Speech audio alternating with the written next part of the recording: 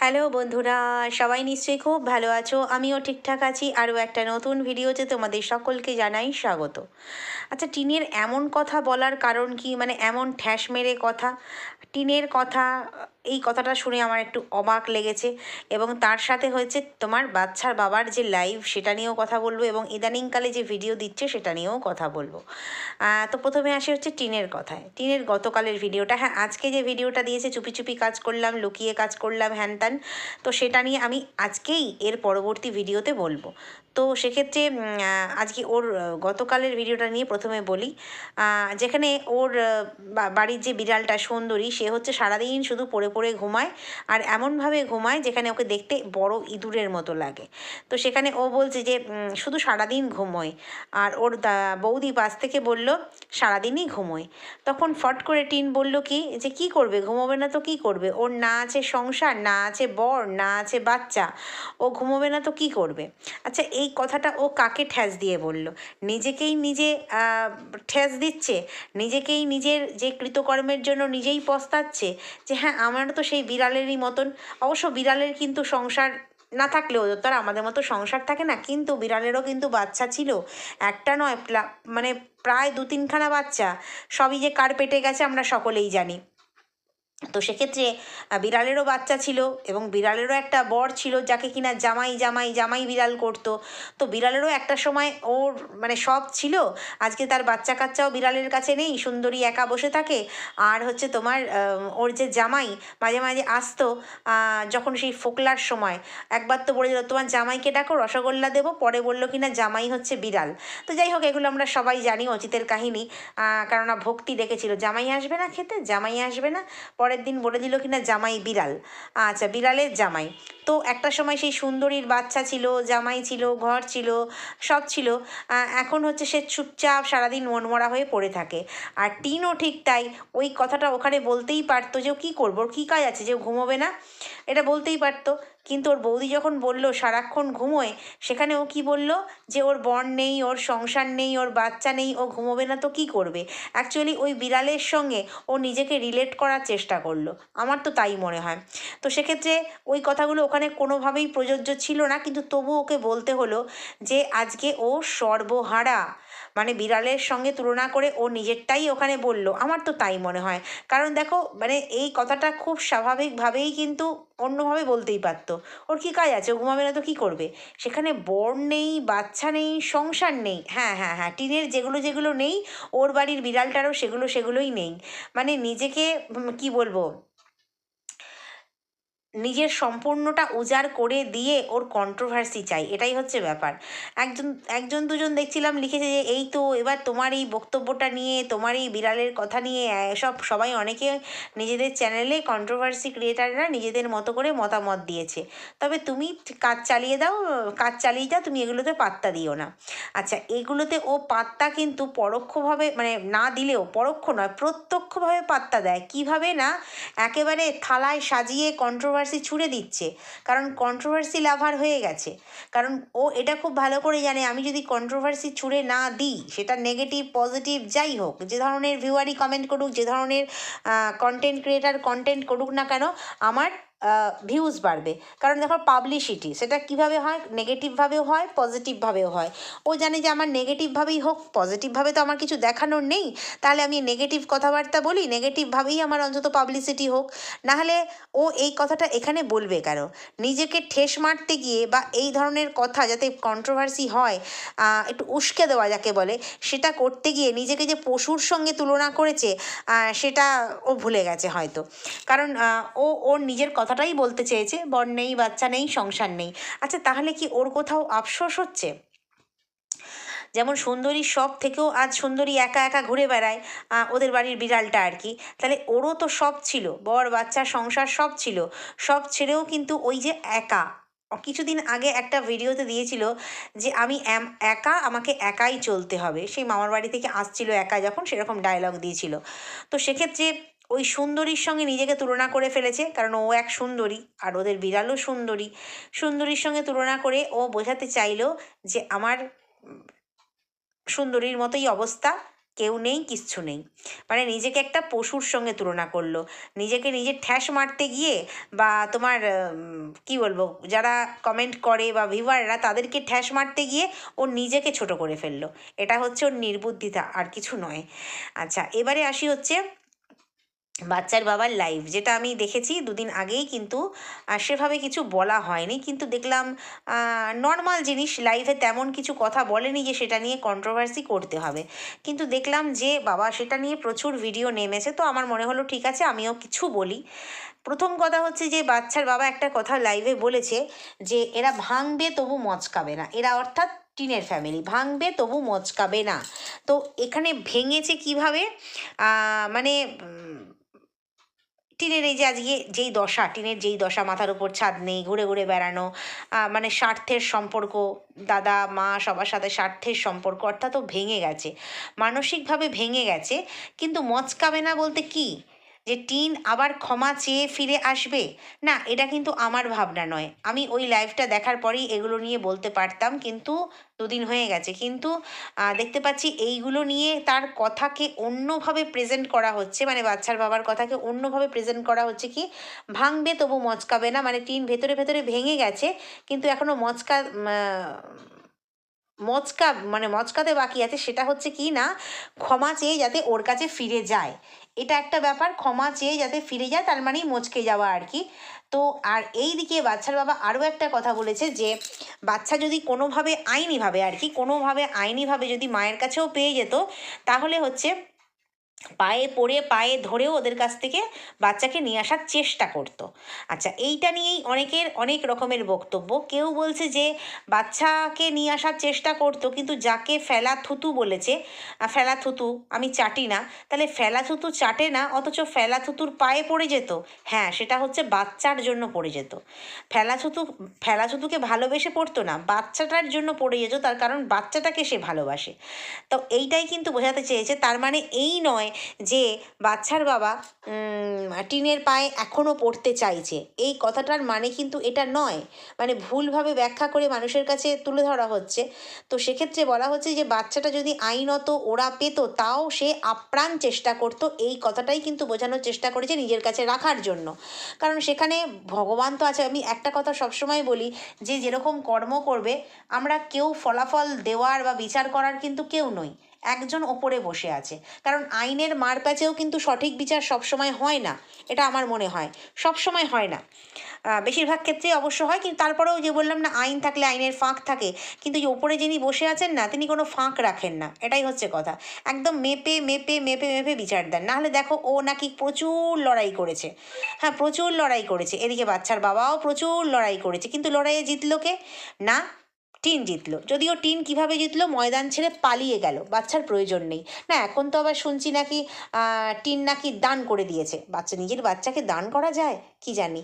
তো যাই হোক, এবারে কথা হচ্ছে, তো সেক্ষেত্রে বাচ্চার বাবা পায়ে পড়ে হচ্ছে ওকে নিয়ে আসবে, এই কথা কিন্তু রটনা করা হচ্ছে। বাচ্চার বাবা কিন্তু কোথাও বলেনি যে পায়ে পড়ে নিয়ে আসবো। যদি ছেলেটা থাকতো, ছেলেটাকে পায়ে ধরে চেয়ে নিয়ে আসতো। তো ছেলে তো এখন এর কাছেই আছে, তো পায়ে ধরার তো কোনো প্রশ্ন নেই। তো এখানে ওয়াইটিতে কিছু কথা রটনা হচ্ছে যে বাচ্চার বাবা নাকি এখনও মনে মনে ভালোবাসছে, মিস করছে, চাইছে, আর সেই জন্যই ডিভোর্সটাকে ডিলে করছে। ডিভোর্সটা দিতে চাইছে না, সোনার অজুহাত দিয়ে ডিভোর্সটা দিতে চাইছে না। কারণ যখন টিনের নাকি বয়স হবে, তখন কোথাও বিয়ে থার ব্যাপার থাকবে না, বা এরও বয়স হয়ে যাবে, তখন নাকি তখনও যদি ফিরে আসতে চায় টিনকে মানে ফিরিয়ে নেবে। তো এটা কারোর কারোর বক্তব্য। ঠিক সেই জন্যই নাকি ডিভোর্স দিচ্ছে না, অপেক্ষায় আছে বাচ্চার বাবা। আর সেই জন্যই হিন্টস দিয়ে দিয়েছে যে বাচ্চার জন্য সে পায়েও পড়ে যেতে পারতো। তার মানে এখন সে পায়ে পড়েও তাকে নিয়ে আসতে চায়। দেখো, এই কথাগুলো যে লাইভে সে বলেছে, এই কথাগুলোর ইনার মিনিং কি সত্যিই এটা, নাকি কন্টেন্ট করতে হবে বলেই মানে যা তা বলে দেবো, মানে যা নিজের মন গড়া গল্প রটিয়ে দেবো? কিন্তু দেখো, সুস্থ মানুষ যদি একটা লাইভ দেখে, আর মানে সুস্থভাবে যদি লাইভ দেখে, সেখানে কিন্তু এই কথাগুলো কোনোভাবেই উঠে আসছে না। কিন্তু কি দেখবো, আর ভিডিওতে সমস্ত রকমের শুনতে পাচ্ছি আর কি। এই জন্য ডিভোর্স দিতে দেরি হচ্ছে, কারণ টিন একটা সময়, এখন ভেঙে গেছে, ভাঙবে তবু মচকাবে না বলেছে, একটা ভেঙে গেছে, বাট একটা সময় ওকে মচকাতেও হবে। মানে বাচ্চার বাবার কাছে যেতে হবে। আর বাচ্চার এই একটা তরফ থেকে বলেছে, আরেকটা হচ্ছে ওই বাচ্চার বাবা ফেলা চুতু চাটে না, অথচ পায়ে পড়ে ধরবে, পায়ে ধরে নিয়ে আসবে। তো সেক্ষেত্রে বাচ্চার বাবা এখন পুরো দমে চায় যে টিন ফিরে আসুক। কিন্তু একটা কথা, বাচ্চার বাবা চাইলেও কি টিন ফিরে আসতে চায়? বা টিন চাইলেও, কারণ টিনও কিন্তু হিন্টস দিয়েছে আমার বাচ্চা নেই, বর নেই, আমার নয় মানে ওই সুন্দরীর বাচ্চা নেই, বর নেই, সংসার নেই, ও পড়ে পড়ে ঘুমাবে না তো কী করবে, নিজের সাথে তুলনা করেছে। তো সেক্ষেত্রে টিনও যদি ফিরে আসতে চায়, টিন কি ওখানে সংসার করতে পারবে? না যদি বাচ্চার বাবা ওকে ফিরিয়ে আনে পায়ে ধরে, ওদের কথা অনুযায়ী পায়ে ধরেও যদি ফিরিয়ে আনে, একসঙ্গে কি সংসার করতে পারবে? মনে হয় না, কারণ এরা একে অপরকে আর বিশ্বাসটাই করে না। এদের বিশ্বাসের জায়গাটা না একদম টলমলে হয়ে গেছে। অনেকের বক্তব্য যে কী এমন করেছিল, নয় একটুখানি চ্যাট করেছিল, কী এমন চ্যাট করেছিল যার জন্য কিনা একেবারে মানে সম্পর্কটাই এরকম ভেস্তে গেল, বাচ্চার মুখের দিকে তাকালো না বাচ্চার বাবা, সম্পর্কটাকে একেবারে নষ্ট করে দিল। আচ্ছা সত্যি কি শুধু চ্যাট করেছিল? চ্যাট করার পর যা যা ক্রিয়াকর্ম আজকে 2.5 বছরে হয়েছে, তারপরে কোনো সুস্থ মানুষ সুস্থ বাড়ির মানে কি বাড়ির পরিবেশে এই রকম মেয়েকে আবার ফিরিয়ে আনতে পারে? চ্যাট পর্যন্ত ঠিক আছে, হ্যাঁ কী এমন হয়েছিল অনেকের প্রশ্ন, শুধু তো চ্যাটই করেছিল। কিন্তু তারপর যেটা হয়েছিল, ডিভোর্স না হতেই আরেকটা জায়গায় বিয়ে, ফ্ল্যাট ভাড়া করে সংসার, সেটাও কী এমন করেছিল? মানে এটা হতেই পারে, আকছাড় হয় এখন চ্যাটিংয়ের যুগে, নাকি আকছাড় হেক্স চ্যাট হয় চ্যাটিংয়ের যুগে। তারপরে এখন যেহেতু আইন লিভ ইন সম্পর্কটাকে কি বলবো মান্যতা দিয়েছে, লিভ ইন হতেই পারে। আচ্ছা এইগুলো নাকি হতেই পারে, কিন্তু সত্যি কি সমাজের চোখে, আইনের চোখে বাদ দিলাম, আমরা সামাজিক জীব, সবার আগে আমাদের সমাজবদ্ধভাবে বাস করতে হয়, 5টা মানুষকে নিয়ে থাকতে হয়, আইন তো অনেক ওপরে। তাহলে সমাজে কি সত্যিই এদেরকে ভালো চোখে দেখে, না ভালোভাবে মেনে নেয়? তো সেক্ষেত্রে আমার মনে হয় না বাচ্চার বাবার লাইফ থেকে শুধুমাত্র জিস্ট যেটা এইটুকু উঠে এসেছে যে বাচ্চার বাবা ফেরত চায়, কখনোই না। আর টিন হচ্ছে যে ফিরে যেতে চায়, সেটা আমার কোথাও মনে হয়নি। ওই তো বাচ্চার বাবা বলে দিয়েছে ভাঙবে তবু মচকাবে না। তো সেক্ষেত্রে ওদের ডিভোর্সের শর্ত যেটা, সেটা আমরা সকলেই জানি, তাই নতুন করে এই কথা বলার আর প্রয়োজন নেই যে বয়স হয়ে যাচ্ছে টিনের, তো সেই জন্য হচ্ছে ডিভোর্সটা দিচ্ছে না, যে একটা সময় না একটা সময় ফিরে আসবে। যে মেয়ে বাচ্চা 2.5 বছরে রেখে চলে যায়, সেই সময় তো রিকোয়েস্ট করেছিল, সেই সময় তো একদম ফোকলার জন্য কি বলবো রঙিন স্বপ্ন চোখে দেখছিল। তো সেক্ষেত্রে সেই সময়ই যখন ফেরেনি, বাচ্চা এখন বড় হয়ে গেছে, বাচ্চা আর মাকে চায়? হ্যাঁ লাইভে সেটাও শুনলাম যে আমি যেমন আমার মাকে ভালোবাসি কারণ মায়ের থেকে ভালোবাসা পেয়েছি, একদম খাঁটি কথা। আমি গতকালই বলেছিলাম যে বাচ্চার যে পিসি, অর্থাৎ ঠাম্মির, বাচ্চার ঠাম্মির যে মেয়ে রুমালি অনেকে বলে, তো সেক্ষেত্রে সেই বা কী করেছিল? কারণ সব সময় যে মা বাবারই দায়িত্ব থাকবে, মা বাবারই কর্তব্য থাকবে, মা বাবারই সন্তানকে ভালোবাসার দায়িত্ব থাকবে, সবটা মা বাবার থাকবে সেটা নয় কিন্তু। তো সেক্ষেত্রে সে কী করেছিল? তো এইখানেই আসে হচ্ছে বাচ্চার বাবার সঙ্গে তুলনা, যে বাচ্চার বাবা যেমন যেমন পারছে বাবা মাকে দেখার চেষ্টা করছে, এমনকি সন্তানকেও দেখার চেষ্টা করছে। তার মানে এই নয় যে শুধুমাত্র কন্টেন্টের জন্য দেখার চেষ্টা করছে, কন্টেন্টে যেটা দেখছে ওটা কন্টেন্ট বানাচ্ছে, এরকমও শোনা যায়। তো সেক্ষেত্রে ওর মা ওকে ভালোবাসে, তাই ও সবসময় মা মা মা মা মা মা করে, এটাই স্বাভাবিক। আচ্ছা মা মা মা মাটা নিয়ে অনেকের অনেক সমস্যা, কেন মা মা করে? আচ্ছা তাহলে আমার কি মনে হয়, এরকম কি দেশে কোনো আইন আছে নাকি যে বাচ্চার এত বয়সের পর আর মা মা করা যাবে না, মাকে মাসি ডাকতে হবে, পিসি ডাকতে হবে, কাকিমা ডাকতে হবে? মাকে তো মাই ডাকবে, তাই না? সে যত বয়স্ক বুড়ো হয়ে যাক, মানে এদের খুব মা ডাকাতে দেখতে পাচ্ছি সমস্যা হচ্ছে, যে মা মা করছে, মা ভালো কাজ করতে পারে, মায়ের শুধু আমরা চোখে দেখতে পাচ্ছি, মায়ের ভাঙা হাত নিয়েও মা কাজ করছে, মা এটা করেছে, মা ওটা করেছে, মানে মাকে এত ভালোবাসে বলে স্বাভাবিকভাবে ছেলে ভালোবাসবে, তো মাকে এত ভালোবাসে বলেও কিন্তু অনেকের অনেক সমস্যা। তো আমার একটাই প্রশ্ন, যে বুড়ো বয়স হয়ে গেছে বলে কি এখন মা মা করা যাবে না, অন্য কোনো নামে ডাকতে হবে? কী জানি। তো এবারে হচ্ছে, তো সেক্ষেত্রে এই যে কথাটা বলল যে আমার মা আমাকে ভালোবাসে তাই আমি ভালোবাসি, একদমই তাই, কারণ ভালোবাসা একতরফা হয় না, একতরফা ভালোবাসা কখনো হয় না। আর সোনা বাবার কথা বলল যে ওর মা ওকে ভালোবাসে না তাই ও আর চায় না, একদমই ঠিক তাই। কথায় আছে ভালোবাসা বড় বিষম বস্তু। তো সেক্ষেত্রে ভালোবাসা কখনোই একতরফের হয় না, কিছুটা কম কিছুটা বেশি হতে পারে, কিন্তু একদম মা থাকবে নির্লিপ্ত, মা অন্য জায়গায় বাচ্চাকে ফেলে রেখে অন্য জায়গায় ফুর্তি করে বেড়াবে, আর সেই বাচ্চা মায়ের কাছে ছুটে ছুটে যাবে আমায় ভালোবাসো গো ভালোবাসো গো, এখনকার বাচ্চারা তো একেবারেই নয়। আমাদের সময়টা তবু আলাদা, কিন্তু এখনকার বাচ্চারা তো একেবারেই নয়। সেখানে কি করে অনেকেই আশা রেখে দিয়েছে এখনও যে টিনের বাচ্চা নাকি টিনের কাছে ফিরে যাবে। তো যাই হোক, সবটাই আমরা দেখতে পাবো, কারণ ওরাও ওয়াইটিতে আছে, আমরাও ওয়াইটিতে আছি। আর হচ্ছে সবচেয়ে বড় কথা, অনেকেরই কথা কন্ট্রোভার্সি ছুড়ে, কন্ট্রোভার্সি ক্রিয়েটারদের ভালো হয়েছে, কন্ট্রোভার্সি ক্রিয়েটাররা বলেছে, এই সেই শুনতে পাচ্ছি। আচ্ছা, প্রথম কথা হচ্ছে এই যে এই সমস্ত যে ব্লগার, মানে টিনের মতো বিশেষ করে যে ব্লগার, এদের কন্ট্রোভার্সি দেওয়া ছাড়া কোনো উপায় নেই। কারণ তাদের ভিডিওর ভেতরে মানে শেখার মতো বা পজিটিভ কিছু নেই যে মানুষ সাগ্রহে দেখবে। তখনই মানুষ সাগ্রহে দেখবে যখন ওরকে নিয়ে চর্চা সমালোচনা এগুলো হবে, আর তখন মানুষ দেখতে যাবে যে দেখি তবে কি করলো, দেখি, মানে চর্চায় নিজেকে সবসময় রাখতে চাইছে, এটাই হচ্ছে ব্যাপার। তাতে ওরই ফায়দা, ওরই মুনাফা, কারণ ওর ভিউজ বাড়বে। এখানে কন্ট্রোভার্সি ক্রিয়েটারদের তো অবশ্যই সুবিধা আছে। তাহলে কি টিন যেহেতু কন্ট্রোভার্সি দিচ্ছে, আমাদের তো সুবিধা আছেই, কন্টেন্ট পাচ্ছি, ওর কি কোনো লাভ হচ্ছে না? মানে যারা বলে দেখো গিয়ে কন্ট্রোভার্সি ক্রিয়েটাররা ভিডিও করছে, তো ওর কি কোনো লাভই হচ্ছে না? ওরও লাভ হচ্ছে। আমরা মেনশন করে দিচ্ছি এই টাইমে এইটা দেখা যাচ্ছে, ওই টাইমে ওটা দেখা যাচ্ছে, মানুষ কিন্তু আবার দেখতে যাচ্ছে, দেখে এসে আবার কমেন্ট করছে, হ্যাঁ তোমার বলার পর দেখে আসলাম, হ্যাঁ ওটা ঠিকই। তাহলে এই যে ওর ভিউজটা হচ্ছে, এটা যদি কন্ট্রোভার্সি না হতো তাহলে কি মানুষ থোড়ি আবার দেখতে যেত? থোড়ি দেখতে যেত? তাহলে ওর মুনাফা সবচেয়ে বেশি, আর সেই জন্যেই ও থালায় সাজিয়ে কন্ট্রোভার্সি দেয়, এটাই হচ্ছে ব্যাপার। তো যাই হোক, এটুকু বুঝতে পেরে গেছি যে মিত্রবাড়ি আর এই চক্রান্ত পরিবার কখনোই একসাথে আর হয়তো হবে না, কারণ নদী দিয়ে অনেক জল গড়িয়ে গেছে। যখন বাচ্চার বাবা ডেকেছিল তখনও একসাথে হওয়ার অবশ্যই টিনের উপায় ছিল, এবং মানে কি বলবো, জল ততদূর গড়ায়নি। এখন মানে এই বিয়ে তারপরেও আরও অনেক কিছু, তো সেক্ষেত্রে আর মনে হয় না একসঙ্গে ওদের সংসার করা হবে। আর তো সেক্ষেত্রে বাচ্চাও শুনলাম মাকে আর চায় না, তাহলে কিসের জন্য মা আসবে? মা আসলেই যে বাচ্চা ভালো থাকবে এমন তো কথা নয়। কারণ বাচ্চা তো দেখতে পাচ্ছি দিব্যি ভালো আছে। হ্যাঁ, শরীরটা অবশ্যই বাচ্চাটার খারাপ, সেটা দেখলাম আজকের ভিডিও থেকে, খুবই খারাপ লাগে। বাচ্চাটা এত চনমনে হঠাৎ করে চুপচাপ হয়ে গেলে খুব খারাপ লাগে। তবে একটা জিনিস, ওর মাঝে মাঝে শুনি মাথা ব্যথা, ঠান্ডা লাগা তো আছেই, ঠান্ডা লাগার থেকেও অনেক সময় মাথা ব্যথা ট্যাথা হয়, কিন্তু মাঝে মাঝেই লক্ষ্য করি মাথা ব্যথা। এরকম ছোট বাচ্চারা বললে কিন্তু আমরা অনেক সময় ইগনোর করি, তার কারণ ভাবি বোধহয় ও পড়তে চাইছে না ওই জন্য মাথা ব্যথা বলছে, অজুহাত দেখাচ্ছে। কিন্তু আমার মনে হয় একজন চোখের ডাক্তার, আই স্পেশালিস্ট মনে হয় দেখানো ভালো। কারণ ও তো প্রচুর পরিমাণে মোবাইল দেখে, যেটা সত্যি সেটা বলতেই হবে, অনেক মোবাইল দেখে। এইটুকু বয়সে এতটা মোবাইল দেখা উচিত নয়, কিন্তু ওরা দিতে বাধ্য হয়। তার কারণ ওর ঠাম্মি সারাদিন সংসারের কাজ করবে, অত বড় বাড়ি মেনটেন করবে, বাবারও বিভিন্ন কাজ থাকে, সারাদিন বাচ্চা আগলে বসে থাকতে পারে কারা না? মায়েরা পারে। ফোন না দিয়ে হলেও মায়েরা ট্যাকেল করতে পারে, কিন্তু সম্ভব না বয়স্ক দুটো মানুষের পক্ষে, আর বাবার পক্ষে কখনোই সম্ভব না। সেজন্য ভাবে এত দুষ্টুমি করছে, চলো মোবাইলটা দিয়ে শান্তি পাই, এত খেতে চাইছে না, চলো মোবাইলটা দিয়ে খাওয়াই। তো এই করে বাচ্চাটার তো অবশ্যই ক্ষতি কিছুটা তো হয়েছে মনে হচ্ছে, যেটা এটা আমার ধারণা।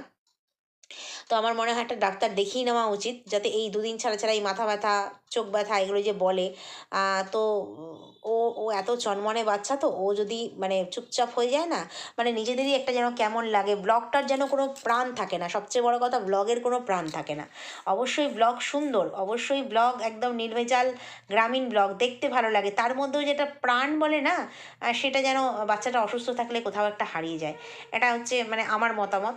তো সেক্ষেত্রে আমার মনে হয় বাচ্চাটাকে একটু ডাক্তার দেখানো উচিত। অনেকেই বলে ইমিউনিটি কম, ইমিউনিটি কম, খেতে দেয় না, যেমন মাকে খেতে দেয়নি তেমন বাচ্চাটাকে খেতে দেয় না। ওমা, সেদিনকে দেখলাম লেলো বলছে বাচ্চাটাকে দুধ দিয়েছে জল মিশিয়ে, কি জানি। আমার মনে হয় কি জানো তো, ওই মনে হয় বাচ্চার বাবার আর বাড়ির আশেপাশে বা অনেক গাছপালা আছে, তো মনে হয় ওখান থেকে ঝুলে ঝুলে দেখে, আমার যেটা মনে হয়। নাহলে দুধে জল মিশিয়ে, আমরা তো দেখিনি ভিডিওতে, দুধটার মধ্যে জল আছে, এতটুকু দুধ আর এতটা জল আছে, ও কোত্থেকে দেখলো বলো দেখিনি? কোথা থেকে দেখলো? দেখালে তবে না দেখবে।